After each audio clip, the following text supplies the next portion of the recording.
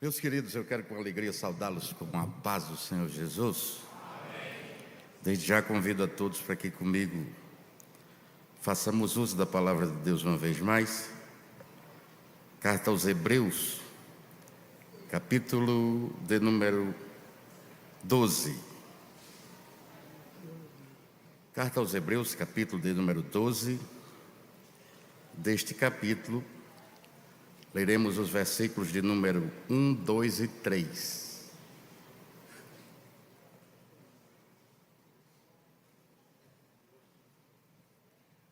Nos diz assim a infalível palavra do Senhor: portanto, nós também, pois, que estamos rodeados de uma tão grande nuvem de testemunhas, deixemos todo o embaraço e o pecado que tão de perto nos rodeia e corramos com paciência a carreira que nos está proposta, olhando para Jesus, autor e consumador da nossa fé, o qual, pelo gozo que lhe estava proposto, suportou a cruz, desprezando a afronta, e assentou-se à destra do trono de Deus.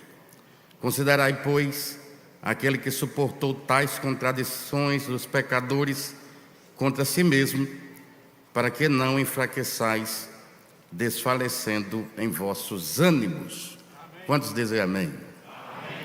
Meus irmãos, é uma alegria para mim poder voltar a essa abençoada igreja e, muito especialmente nessa viagem em que estamos fazendo de retorno lá do estado de Alagoas, onde, por graça de Deus, tivemos a honra de cooperar em 3 congressos e ainda na sexta-feira, por ocasião do culto de doutrina, em uma das grandes congregações da capital. Nós estivemos em Colônia de Leopoldina, em São Miguel dos Campos e ainda em Palmeira dos Índios. Descansei no sábado e ontem viemos onde podemos cultuar a Deus, trazer uma palavra no Templo Sede, no bairro da Prata, na rua Antenor Navarro, em Campina Grande, e ali pernoitamos também. E de caminho aqui para Natal, para a minha capital, pois muito embora hoje residindo no Ceará, eu sou potiguar da Gema, ou seja, nascido no Rio Grande do Norte. Desde já, para quem não sabe o que é potiguar, significa comedor de camarão. Vem de um dialeto indígena. Como nós estamos rumando para lá, nada mais agradável do que cultuar a Deus em João Pessoa, rever o pastor José Carlos de Lima. Nós que estivemos juntos há talvez 5 meses atrás, quando por ocasião da festividade de 75 anos da Assembleia de Deus em Pacajus, ele foi um dos ministrantes, e no dia seguinte nós fomos para Cascavel, e se a gente não tem vindo embora, tinham matado a gente de comer, viu, pastor? Foi comida demais. De maneira que rever o pastor e o corpo de obreiros que está sobre seus cuidados pastorais, bem como toda a igreja, é para nós uma alegria renovada. Queridos, quando Deus aplicava no nosso coração essa palavra, Ele nos levou a meditar um pouco em toda a estrutura literária do Novo Testamento. Esta porção, também conhecida como segunda parte da Bíblia, que é detentora de 27 livros, tem 4 livros biográficos no início: Mateus, Marcos, Lucas e João. Em seguida, um livro histórico, Atos dos Apóstolos. Depois inicia-se uma sequência de 13 epístolas que vão de Romanos até Filemão. Ao terminar essa sequência de Romanos a Filemão, começa então uma coleção de 8 cartas que antecedem o livro do Apocalipse, merecidamente conhecida como cartas universais. E estas são encabeçadas pela carta aos Hebreus. E olhando para a carta aos Hebreus, eu fiz questão de sintetizar a estrutura do Novo Testamento, exatamente para mostrar que, quando o assunto é exegese bíblica, além de nós termos que entender o que foi dito, temos que seguir um atalho, por exemplo, quem disse, quando disse e para quem disse. E quando o assunto é Mateus, nós sabemos quem disse.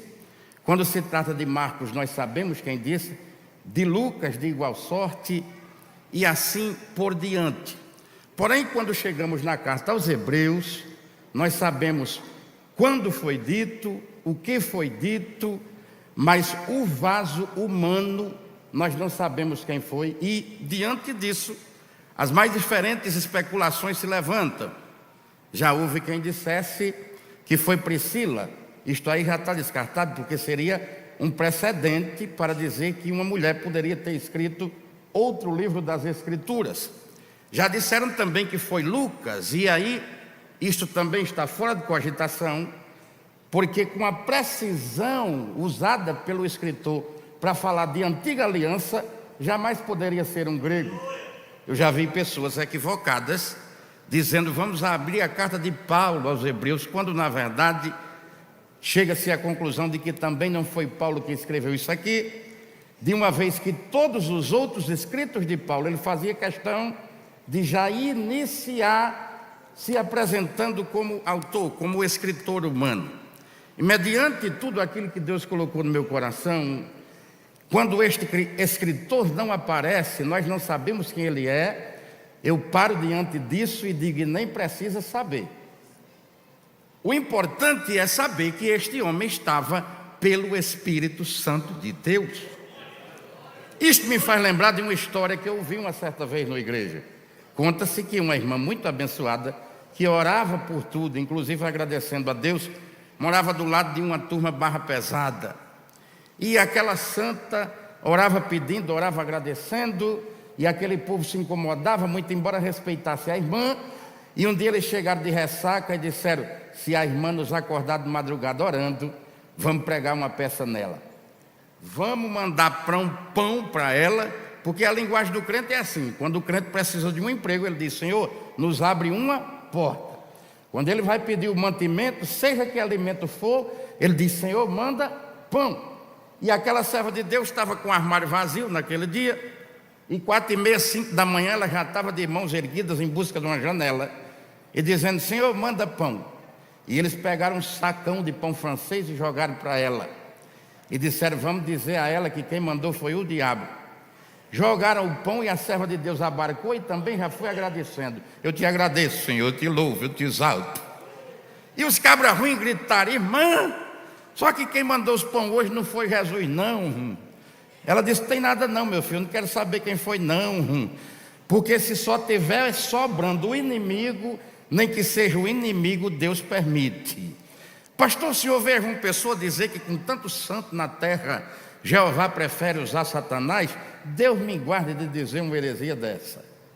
Mas o que eu quero dizer é que quando se trata de mostrar a fidelidade de um crente na terra, o Senhor permite que Satanás faça alguma peripécia. E isso não é coisa minha, isso é Bíblia. A Bíblia que eu leio diz que havia na terra de Uz um homem chamado Jó. Era reto, sincero, temente a Deus, se desviava do mal. E um dia o inimigo, que não brinca de ser inimigo, que é atrevido, foi se apresentar perante Deus no meio dos filhos de Deus. Se ele não brinca de ser inimigo, ele tinha uma carrada de gente para acusar, porque ele é acusador. E permita-me olhar para Deus atribuindo a ele o que os teólogos chamam de antropomorfismo, atribuindo a ele uma figura humana. Parece que eu estou vendo Deus no seu trono de glória, sorrisão 2:15. Quando o inimigo chega no meio dos filhos de Deus, aí ele quebrou a cara naquele dia, porque quem abriu o diálogo foi Jeová.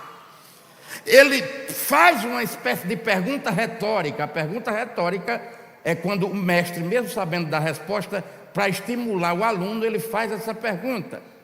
Ele disse: de onde vem, inimigo?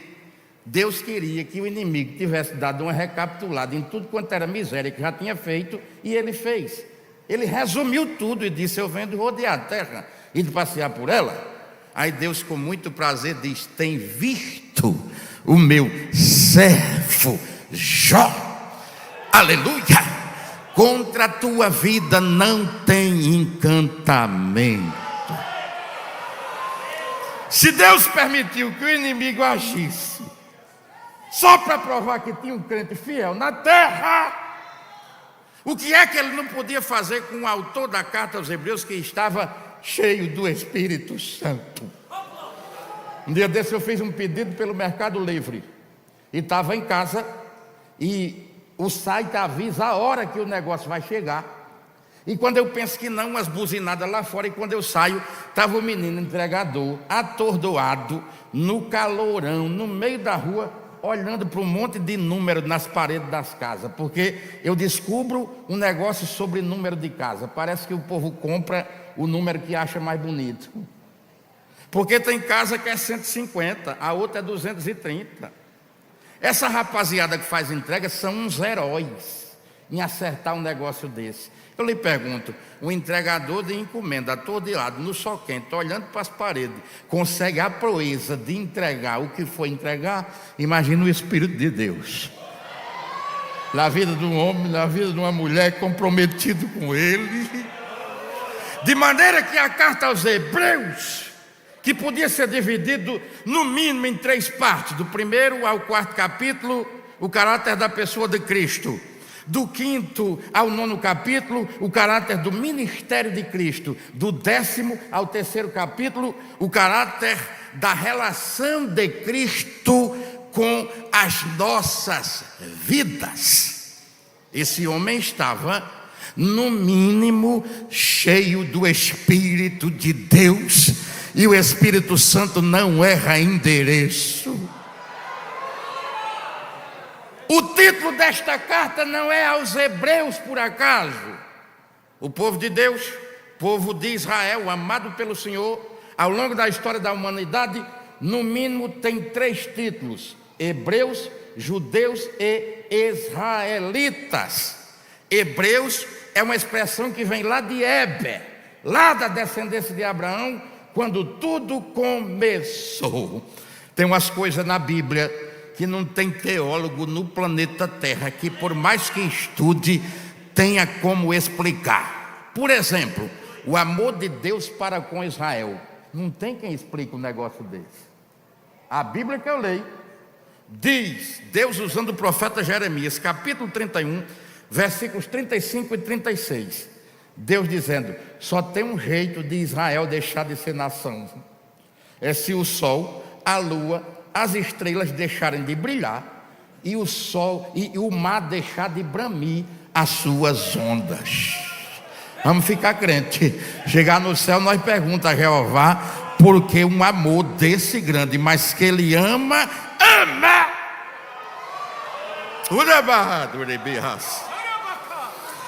A carta aos Hebreus foi escrita num tempo em que um bocado de judeu tinham se convertido, e agora, porque estavam sendo perseguidos em nome de Jesus. Aliás, coisa boa é ser perseguido em nome de Jesus.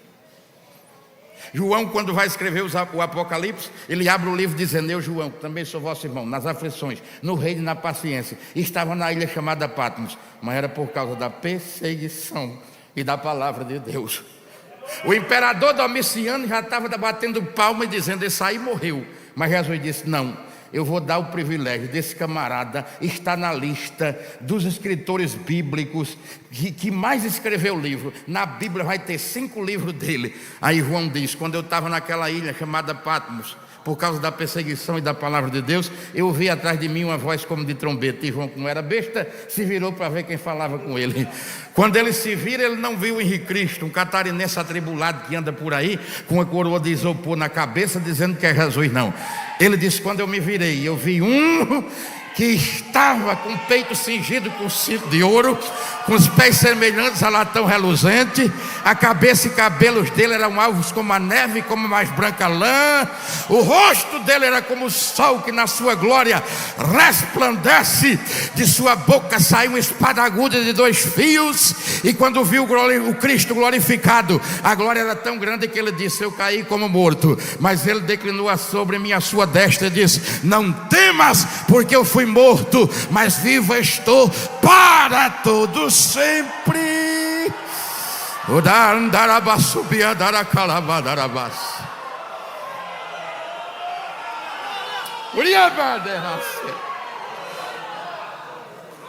questão é que no vocabulário de Deus não existe a palavra desistir. Aí tu acha que ele ia desistir do bocado de judeu que cumpriram o capítulo 1 do Evangelho de João, quando diz: veio para o que era seus e os seus rejeitaram. Foi quem mataram Jesus, a expressão máxima da graça. E agora tinham se convertido, virado crente, e Jesus ia perder esse povo por alguma coisa? Irmão, a gente não sabe o que é que Deus é capaz de fazer quando o assunto é não perder alguém. É Bíblia. Toda vez que eu leio, por exemplo, o dia de Pentecostes, Atos capítulo 2, estavam todos reunidos no mesmo lugar. Pentecostes é até hoje uma festa tão especial para aquele povo, que foi uma ordenança de Deus dada a Moisés, quando disse: meu filho vai fazer 3 festas: Páscoa, Tabernáculo e Pentecostes. E o povo de Deus, a alegria dele é contagiante. Por exemplo, Salmo 126, o salmista diz: quando o Senhor os trouxe do cativeiro os que voltavam a Sião, então estávamos como os que sonham. Então a nossa boca se encheu de riso, a nossa língua de cântico, e se dizia entre as nações. Ou seja, outros povos reconheciam o que Deus fez. Eles disseram: grandes coisas fez o Senhor a este, e por isso estão alegres. Dia de Pentecostes, tem um bocado de nação ali representada. Pentecostes, 50 dias depois da Páscoa, ou seja, a Páscoa terminava, os estrangeiros diziam: 50 dias passa logo, vamos esperar que Pentecostes está logo aí. Quando eles estavam em Pentecostes, pelo fato dos discípulos terem obedecido, e por isso a expressão diz: estavam reunidos no mesmo lugar. Ou seja, no capítulo anterior diz que aqueles homens, esperando o cumprimento da promessa, tinham o costume de subir para o cenáculo para buscar a face do Todo-Poderoso. Jeová viu o cenário e disse: é hoje que eu vou derramar a maior talagada de poder que vai descer do céu à terra, que vai encher esse povo.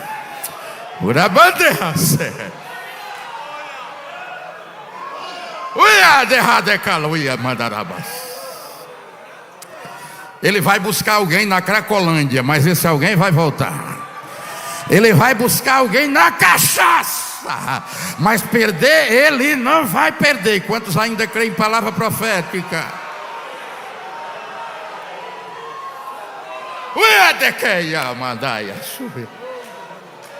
No Pentecostes tinha 2 tipos de público. Um já estava cheio do Espírito Santo, falando em língua estranha, e Jesus disse: além de selar com fogo, eu vou transformar tudo em poliglota, porque tem muito estrangeiro aí para ouvir o Evangelho. E não é à toa que o texto diz: cada um os ouvia falar na sua própria língua.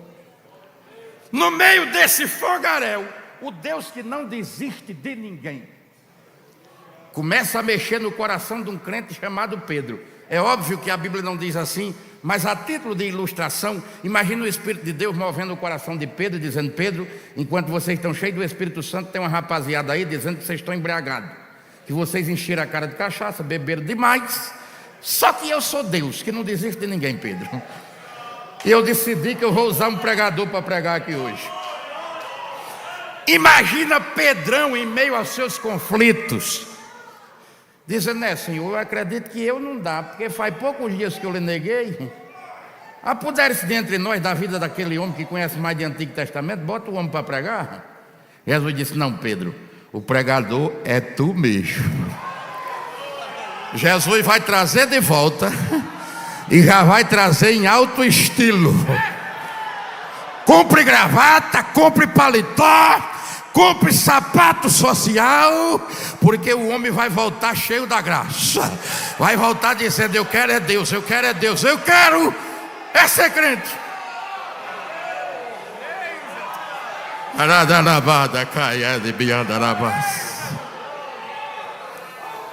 Aleluia! Nenhum capítulo bíblico, quando foi escrito em forma de capítulo. Lá na frente, Deus permitiu que alguns homens organizassem o cânon sagrado do jeito que está organizado, para que hoje nós tivéssemos 31.173 versículos e 1.189 capítulos. Mas quando se trata dos 3 últimos capítulos da carta aos Hebreus, irmão, é um assunto só. parece que é uma fala só, um capítulo só. Carta aos Hebreus, capítulo de número 10. E aí, um dia desse eu conversando com um irmão, daqueles que não lê a Bíblia, e se vicia só no que os outros dizem. Eu disse: Jesus, dá-me paciência. Ele disse: não peça paciência não. Eu digo: por quê? Ele disse: porque vem tribulação. Eu digo: e tribulação tu precisa pedir para vir? Porque para mim não precisa, elas vêm a todo dia. Aí ele disse: mas aquela sequência da carta aos Romanos, capítulo 5, eu digo: aquilo é exatamente para tu se conscientizar que você precisa de paciência. Não é eu que digo não. Carta aos Hebreus, capítulo 10, verso 36. Porque necessitais de paciência, para que depois de haver desfeita a vontade do Senhor, ficar firme. Verso 37, que não é um versículo escatológico como alguém pensa, porque um pouquinho de tempo e o que há de vir virá, e não tardará. Verso 38, o justo viverá da fé, e se ele recuar, a minha alma não tem prazer nele. Verso 39, nós não somos daqueles que se desviam para a perdição, mas daqueles que creem para a conservação da alma. Aí já estava no embalo. Jeová disse: agora ele vai abrir outro diálogo, já dizendo o que é fé. Capítulo 11, a fé é o firme fundamento das coisas que se esperam, prova das coisas que se não veem. Versículo 6, ele disse: sem ela é impossível agradar a Deus. E tome fé, e tome homem de Deus, cheio de fé, e mulher de Deus, cheio de fé. E parece que quando chega na altura do versículo 32, o escritor era cansado, porque ele disse: e o que mais diria eu? Faltar meio tempo, falando de Gedeão, de Baraque, de Sansão, de Davi, de Samuel e de todos os profetas. Versículos 39 e 40, que encerram o capítulo, ele disse: todos esses homens morreram pela fé, contemplando a promessa, mas sem ter alcançado, provendo Deus algo melhor a nosso respeito. Não perca a tua fé por nada, crente. Fique firme, fique firme, fique firme, fique firme. A tua fé é o teu bem maior. Anda baianda, cara, bandarabas.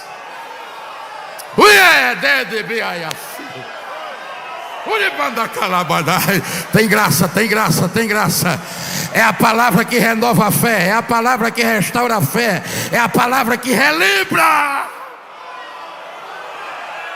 O que é fé? Ou coisa boa é pregar numa igreja doutrinada.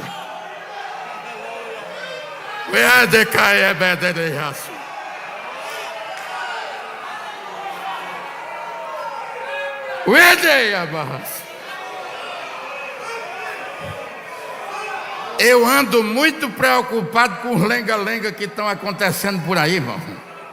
A gente vai ouvir uma palavra, um tal de olhe para o seu irmão e diga alguma coisa, se deite, se agarre, se levante. E Bíblia que é bom, Nelson. Um dia desse eu estava no lugar, o sujeito disse: bata o dedo no olho do teu irmão até ele dizer ai. Eu digo: está repreendido, que não tem olho para negócio não. A noiva do cordeiro se alimenta é da palavra, porque é a palavra que gera fé.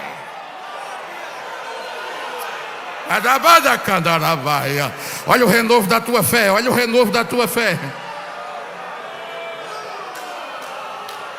E é por isso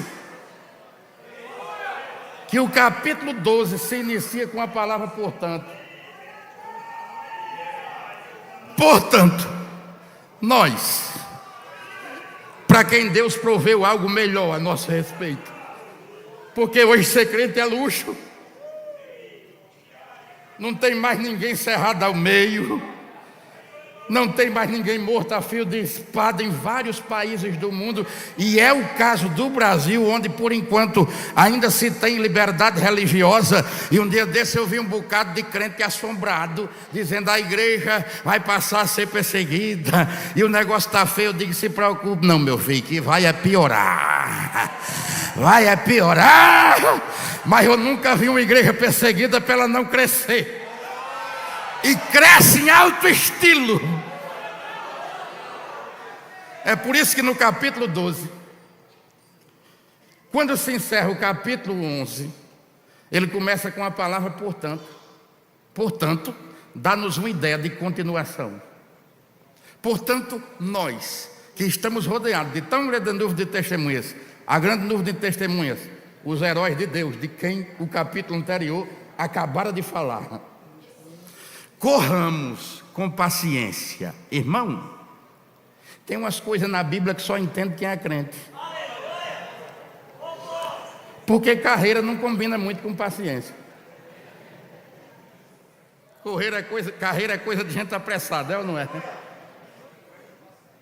Mas crente ligado no Espírito entende que carreira é essa. É a carreira da fé, é a trajetória. Jesus não quer saber se tu é gritador, irmão. Nós como pentecostais temos que ser gritador mesmo, porque Jesus não é a KGB para precisar de agente secreto não. Mas ainda que você não seja dos mais gritadores, se tu estiver correndo a tua carreira, vai dar certo, vai dar certo, vai dar certo. Canaã espera. Corramos com paciência a carreira que nos está proposta.